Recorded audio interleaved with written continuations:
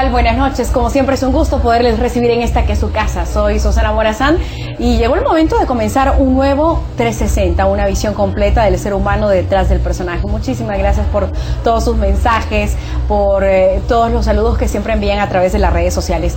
Hoy tengo el gusto, y sí lo digo abiertamente, ustedes saben que a veces he sido un poco polémica con los programas de 360, pero en esta ocasión, tomando como punto de partida todos sus mensajes, puedo decir un gusto, porque realmente la imagen de nuestro Procurador de Derechos Humanos, y yo digo, ya es hora en Guatemala que digamos que nos sentimos bien de tener a un personaje de esta talla que está haciendo su trabajo, porque realmente se lo ha propuesto, y ahora tengo el gusto de poder compartir con él.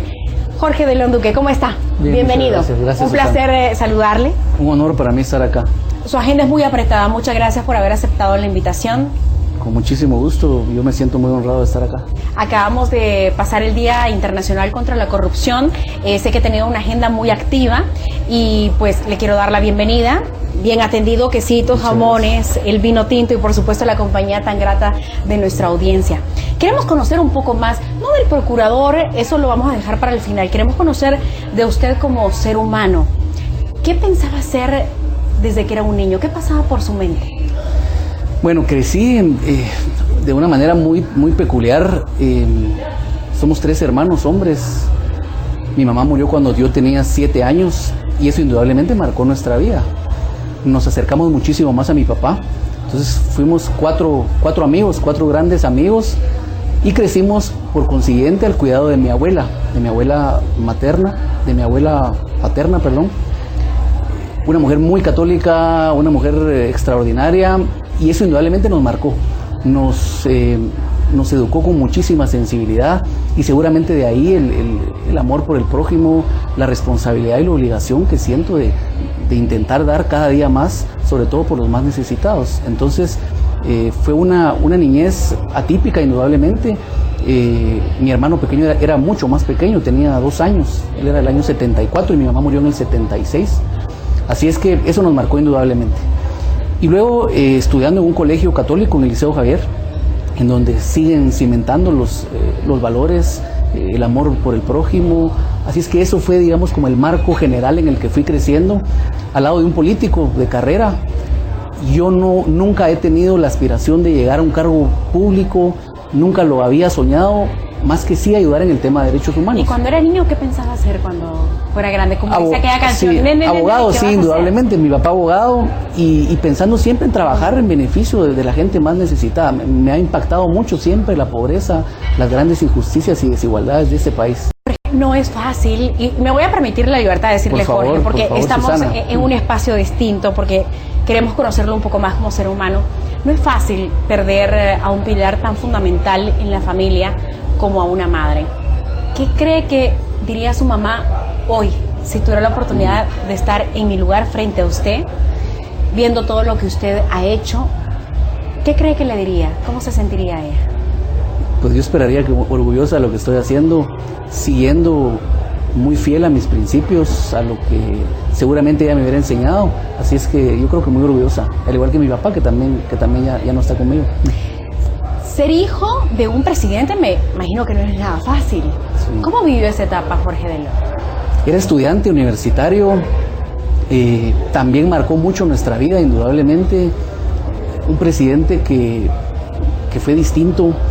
La austeridad fue una de las características de ese mandato, y siempre lo vimos como un hombre muy humilde, muy cariñoso con nosotros, con el personal, con la misma prensa.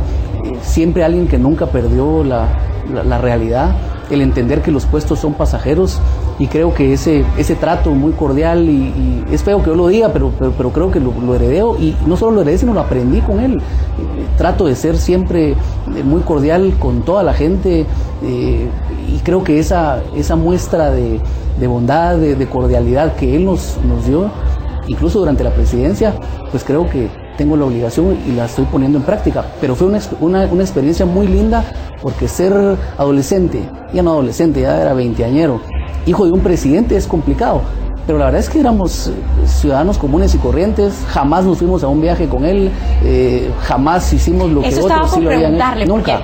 En la adolescencia, y por eso se llama adolescencia, porque se adolece, porque es una etapa complicada, difícil, donde el ser humano no termina de entender si es niño, si es adulto, pero sí sabe que quiere muchas cosas, y cuando se le da un lineamiento es muy difícil que él pueda entender que se hace por amor, porque sus padres o las personas que están a su cargo quieren lo mejor. ¿Cómo se puede manejar eso? La directriz fue muy clara. Digo, miren, yo soy hoy el presidente de Guatemala por 2 años y medio, porque era para completar el periodo del expresidente Serrano Elías, y aquí las normas son estas. Va a ser esto, esto y esto, y nada de viajes. Y él nos decía, yo tengo que ser consecuente con lo que he dicho, con lo que he criticado. Así es que se olvidan de que hay viajes, de que hay uso de un helicóptero, de un avión. Así es que pues vivimos una juventud al lado de un presidente, pero muy sana, yo diría muy sana. Mantuvimos los mismos amigos, seguíamos jugando fútbol, haciendo lo mismo. Hoy mantengo los mismos amigos, la misma gente que me rodea, y además la enorme tranquilidad. Y de veras es una dicha de andar en la calle con tranquilidad, la gente nos saluda, lo recuerdan con mucho cariño, y eso es una enorme responsabilidad y otro compromiso también para mí.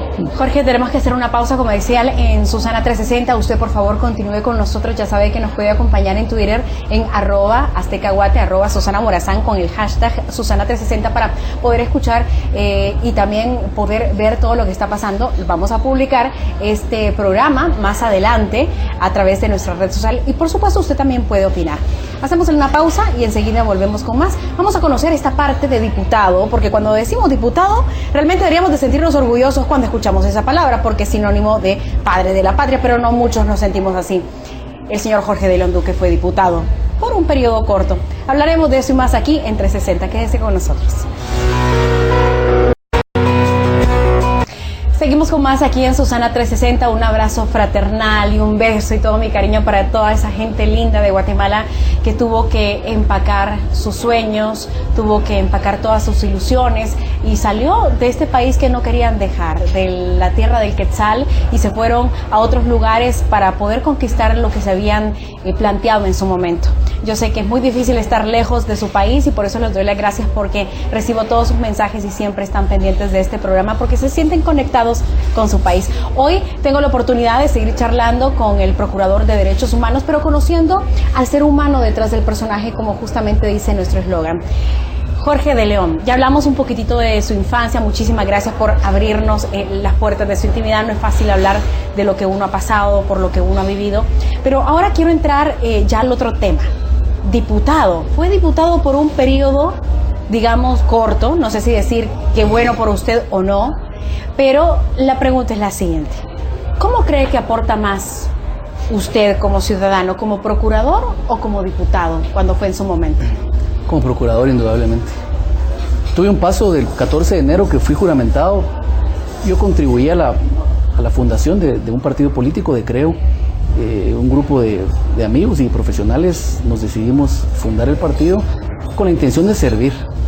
Y cuando se da la posibilidad de que pueda yo presentarme para optar a ser procurador de los derechos humanos, no lo dudé, porque sabía que pues, me había preparado, soy abogado y notario, obtuve una maestría en derechos humanos, y además sabía que podía desde ahí sí incidir mucho más que siendo un diputado nuevo, con una bancada de 11 diputados más, y sabiendo que el Congreso se maneja con propios intereses y sobre todo por mayorías. Entonces, llegar uno diputado, 5, 10, 15, 20 diputados, se puede hacer algo, pero no es tanta la incidencia como siendo procurador de los derechos humanos, tomando las decisiones y haciendo lo que se debe hacer. Así es que yo satisfecho de haber salido del Congreso.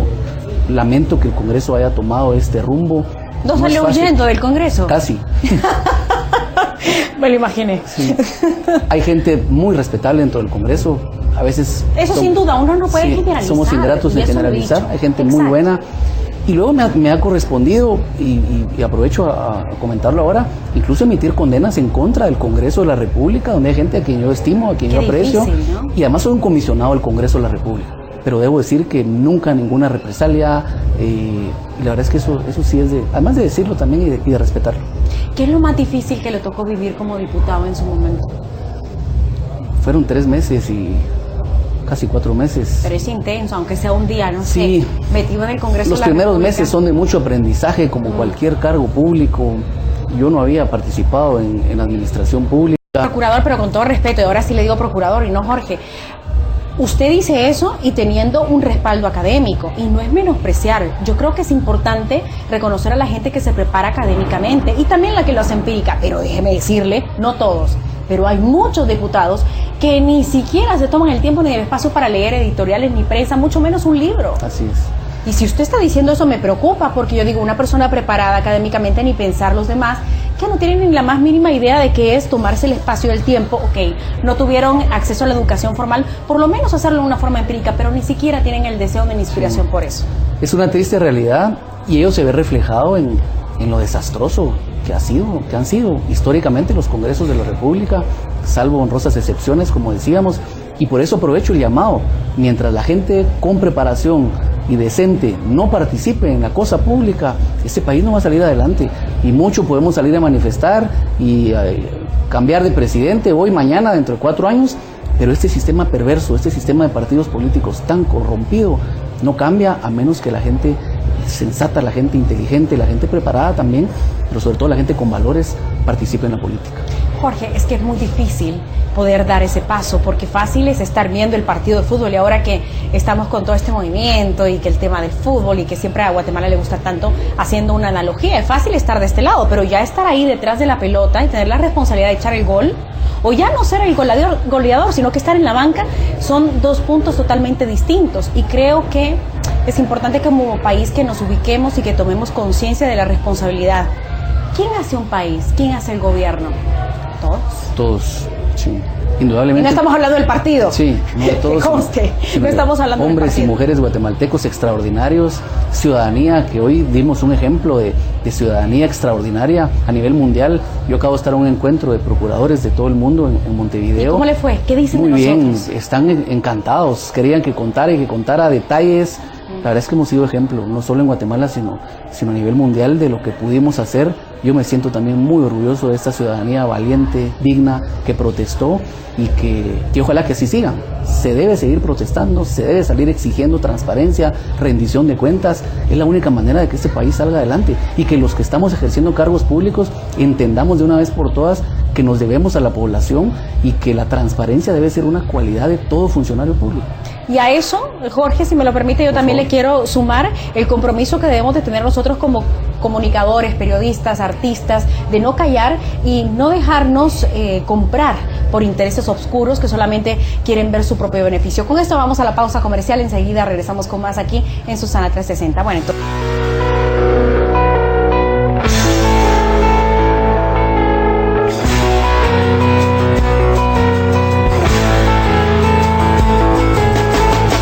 No sé si se alcanza a escuchar la música, no sé si en el audio ustedes pueden percibir lo que está pasando, pero aquí donde siempre tan amable nos reciben, en este lugar que a mí me encanta, que me siento como en mi casa, hay música porque estamos en época de convivios y hay que convivir y disfrutar. Nosotros estamos aquí formales charlando, bueno, no tan formales, realmente conociendo a ese ser humano detrás del personaje.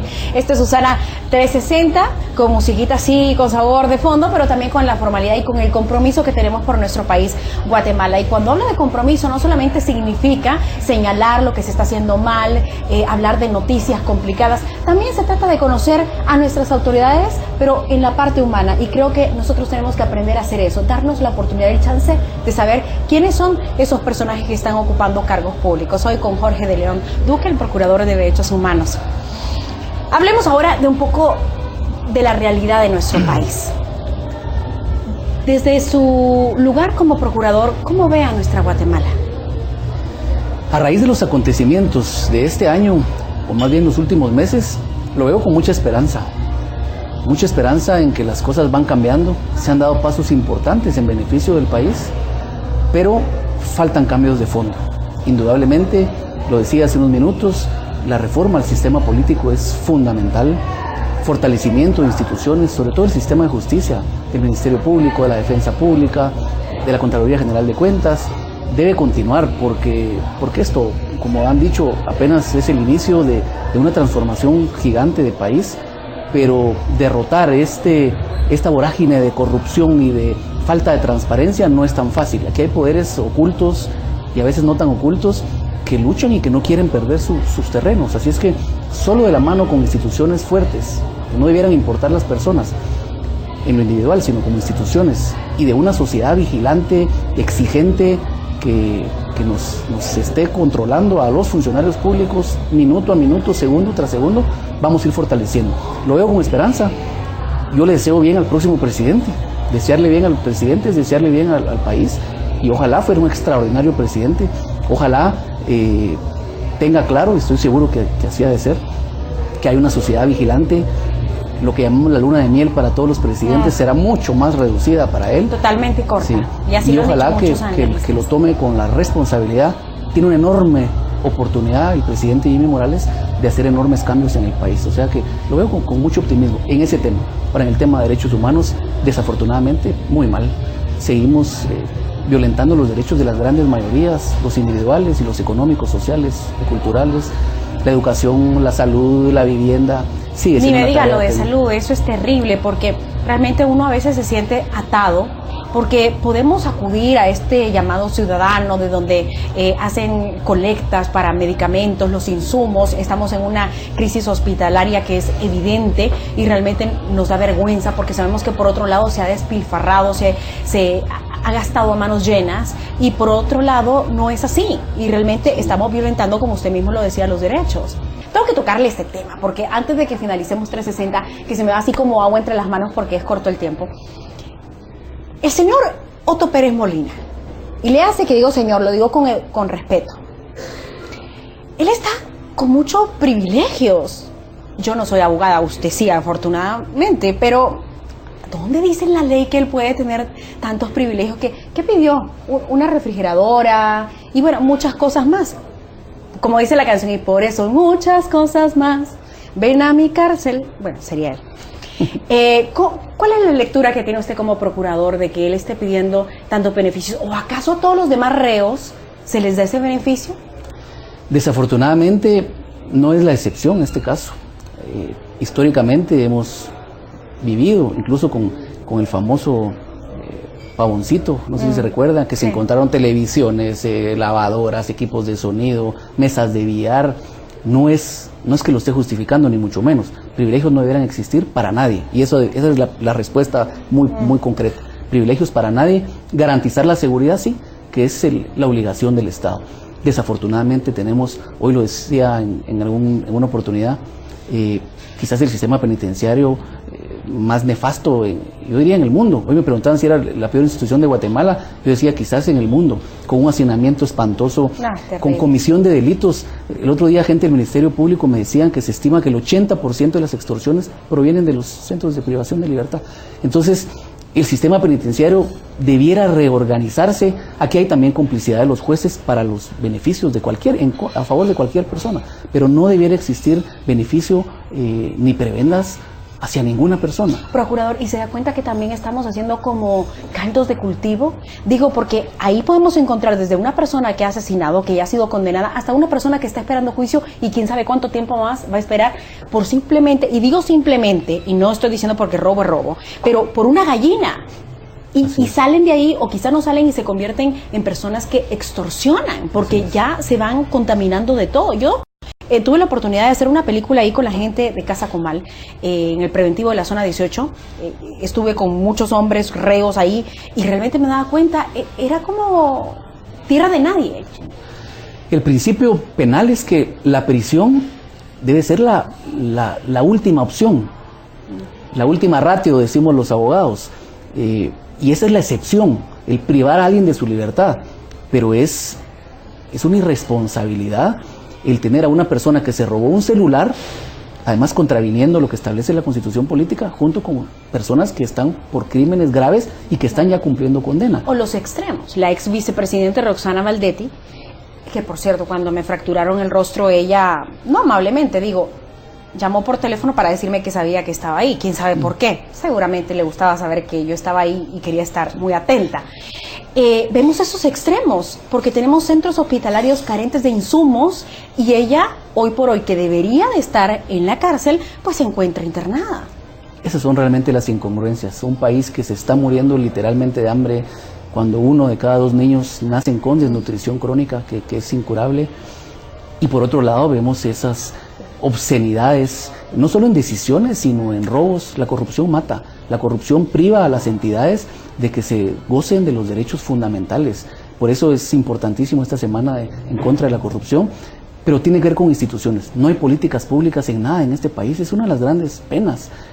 Quizás la única hoy por hoy, pero que ha sido mal manejada, es el Pacto Hambre Cero, que tiene una concepción clara, un procedimiento y unas metas y que es medible, pero se ha dado a cabo de una manera equivocada. Esperemos que este próximo gobierno lo haga bien, pero te dejamos de contar. Luego no hay ni una sola política pública, no hay institucionalidad. Las condiciones de los guardias del sistema penitenciario son penosas. Yo el año pasado o antepasado conseguimos una donación con la empresa privada para darles camas, cáteres, lo que no tenían, bien en condiciones infrahumanas. Y yo sé que a veces eso no es muy popular decirlo porque la gente quisiera que quemaran a los privados de libertad. Y de hecho he visto comentarios donde dice que la Procuraduría defiende a la gente que es mala, etcétera, etcétera. Sí, y nada más lejano de eso, defendemos seres humanos, defendemos derechos.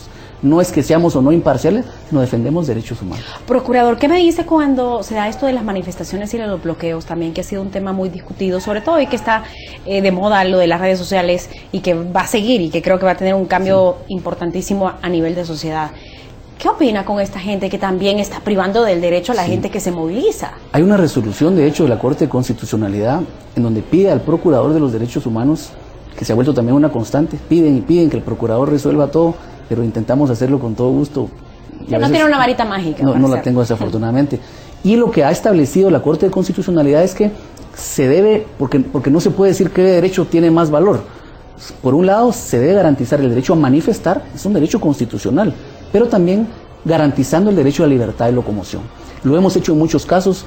En una manifestación frente al Congreso de la República, por ejemplo, estaban los manifestantes, no dejaban circular los vehículos, llegamos con la dirección de mediación de la institución y pedimos que por favor ocuparan únicamente la banqueta y una parte de uno de los carriles, y la gente pudo circular con normalidad.